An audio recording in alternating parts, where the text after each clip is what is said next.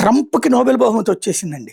అదేంటి మొన్ననే కదా నోబెల్ అనౌన్స్ చేసేసింది. ఇప్పుడు మళ్ళీ ఎక్కడి నుంచి వచ్చిందంటే, అయ్యగారి దరిద్రం ఏంటయ్యా అంటే ఆహ్, ఏ నాయకురాలు అంటే వెనిజులాలో నుంచి అధ్యక్షుడు మదురోని ఎత్తుకొచ్చేసారు వాళ్ళ ఆవిడతో సహా. అక్కడ ప్రతిపక్ష నాయకురాలైనటువంటి మచాడోకి ఈయన మద్దతిస్తూ వచ్చాడు. ఆ మచాడోని బాగా వాడాడు. ఆమె వెనిజులాలో మదురో మీదన దుష్ప్రచారం చాలా చేసింది. ప్రపంచమంతా దుష్ప్రచారం చేసింది. అందుకు గాను ఆమెకి నోబెల్ ఇచ్చారు. నోబెల్ ఇస్తే ఆ మాటకి వాల్యూ ఉంటుందన్న ఉద్దేశంతోనే ఆమెకు నోబెల్ ఇచ్చి ఆమె చేత మదురోని తిట్టిచ్చారు.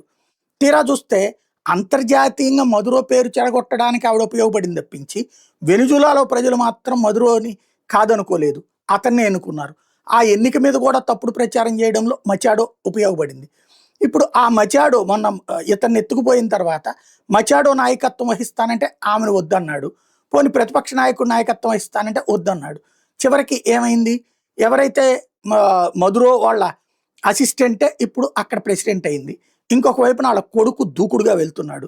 దీంతో బిత్తరపోయినటువంటి మచాడో మళ్ళీ ట్రంప్‌ని ఎలాగైనా ఒప్పించడానికి, మెప్పించడానికి ట్రంప్ ఏడుస్తున్నది దేనికి? నోబెల్ బహుమతికి.